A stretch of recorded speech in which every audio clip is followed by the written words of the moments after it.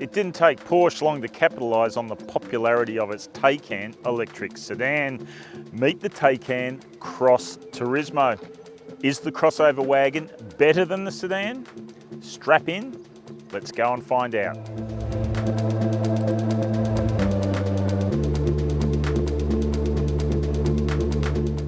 The Taycan has been a massive hit for Porsche, outselling the legendary 911 along the way.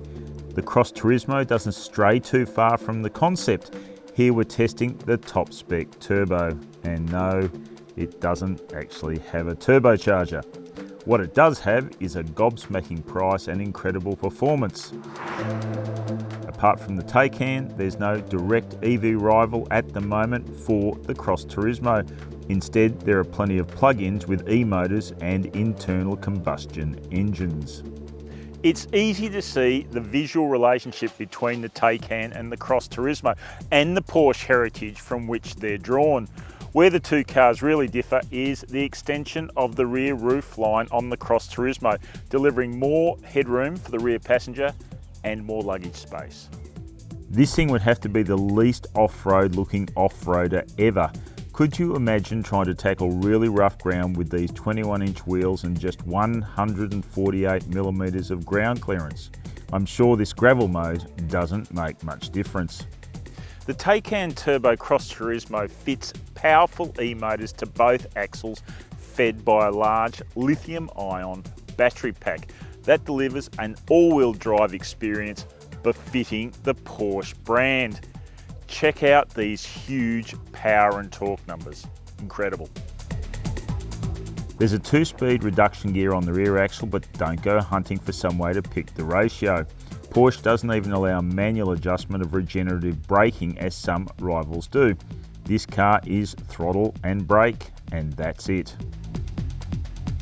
If the exterior of the Cross Turismo is maybe kind of sort of familiar, you're going to find the interior's links to Porsches of the past even more tenuous. Naturally, there's plenty of leather and the seats are deeply supportive, but what's most obvious is Porsche has gone screen mad. There are no less than 4 digital screens. There's the instrument panel here, touchscreens here, and even another touchscreen in front of the passenger seat. There's hardly a single button on the dashboard. It's all touchscreens. You even have to drill into a screen to adjust the direction of the climate control vents. That's just a bit too complex. Considering the money charged, the Taycan Cross Turismo doesn't cover all the bases when it comes to equipment, and that includes safety. Not having rear cross traffic alert at this price is a surprise. The Cross Turismo does not have the same sort of storage options and functionality as some SUVs and crossovers really pride themselves on. Look, it's adequate, but certainly not extravagant. This is really annoying. The centre-lid bin is at the wrong angle for the driver, so plugging in USB cables is unnecessarily hard. It's easy for the passenger though, and that suggests this is one feature that wasn't converted from left to right-hand drive. It's spacious enough back here for 2 adults to sit comfortably in supportive bucket seats.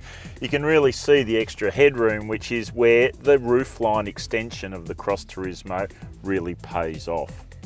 The middle rear seat is really an afterthought and best ignored. There is limited storage back here, but there are proper climate controls. The Cross Turismo has a small front trunk and a much larger boot area here at the rear. Flip the seats down and you've got plenty of room to fit your stuff to take it all to the tip. Our Cross Turismo's boot came with a soft pack full of charging cables. There are also string nets, stowage pockets, hooks, and even an underfloor storage area. No spare tyre though. Well, all that's pretty interesting and different, isn't it? But I wonder what the Cross Turismo is like to drive. Let's go and find out.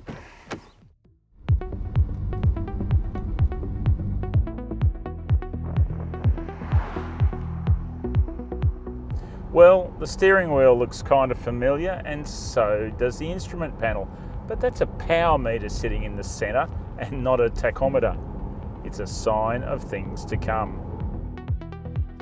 The Cross Turismo Turbo makes so much power and torque, and has so much grip its acceleration is prodigious. Oh, that's crazy. Feels like the skin's peeling back off my forehead. It's not just the velocity, it's the crazy glue grip of the tyres. This thing just propels up the road. Thankfully, in true Porsche fashion, the Cross Turismo knows what to do when it gets to corners. This thing weighs more than 2,300 kilograms, yet it steers nimbly, sits flat and responds promptly to changes of direction.